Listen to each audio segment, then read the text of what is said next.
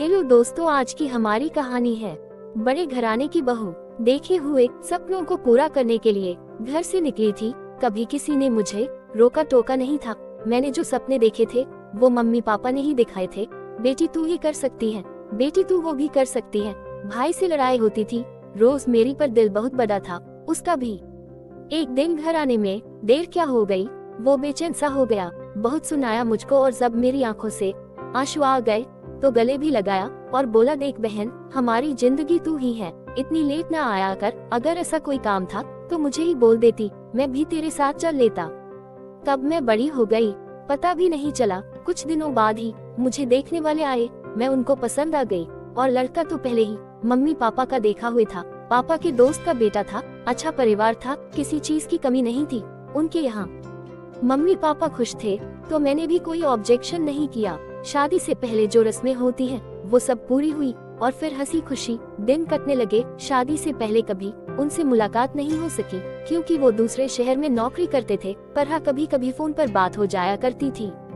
उन्होंने शादी के लिए जो समय तय किया था वो ऐसे दौड़ता आ रहा था कि मानो उसे किसी को हराना हो।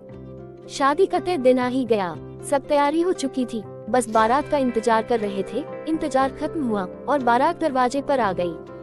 धीरे धीरे शादी की सभी रस्में पूरी हुई और मैं मम्मी पापा और भाई से विदा होकर अपने नए घर ससुराल चली गई। रास्ते में सिर्फ यही सोच रही थी कि घर नया होगा, लोग नए होंगे, रिश्ते नए होंगे, नया नया माहौल होगा, कैसे एडजस्ट कर पाऊंगी मैं।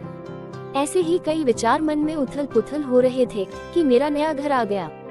बहुत से रिश्तेदार जो हमारा इंतजार कर रहे थे। गाड़ी जैसे ही घर के आगे जाकर रुकी, बहुत सी औरतों ने गाड़ी को चारों तरफ से घेर लिया। चाची, ताई, बुआ, मामी, नानी, जेठानी और पता नहीं कौन कौन।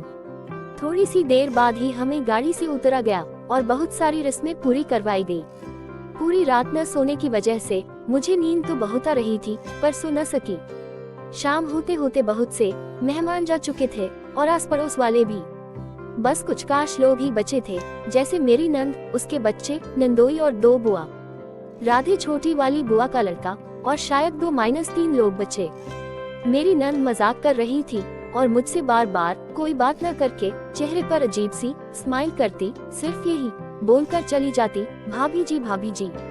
अगले दिन मैं जैसे ही कमरे से बाहर आई तो नंद मिल गई और पूछा, भाभी जी पहली रात कैसी रही। मैं भी कुछ नहीं बोल पाई और बस हल्की सी मुस्कान कर आगे चली गई। दिन से दोपहर, दोपहर से शाम होती गई। मेरे मन में जो सवाल उठ रहे थे उन सब का जवाब मिलता गया मुझे।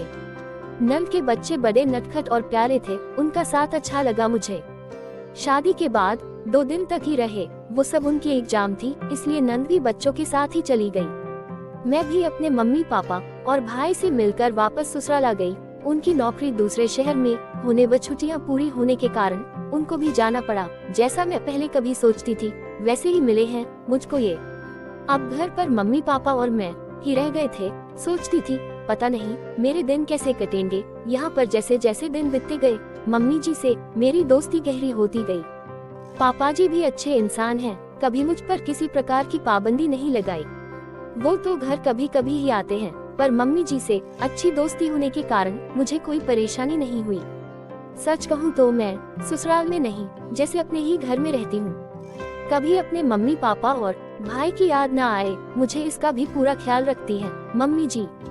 बहुत खुश हूँ मैं यहाँ पर। जरूरी नहीं कि लड़की को ससुराल में बड़ा सा महल, बड़ी सी गाड़ी मिले तो ही बड़े घर की बहू कहलाए।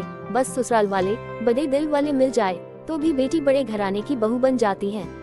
अब कभी भी घर जाती हूँ तो मेरे घर वाले ही कह देते हैं, देखो वो बड़े घर की बहू आ रही है। और मुझे ससुराल में बड़ा सम्मान मिलता है। अगर हमारी वीडियो अच्छी लगी हो तो चैनल को सब्सक्राइब जरूर करें। धन्यवाद।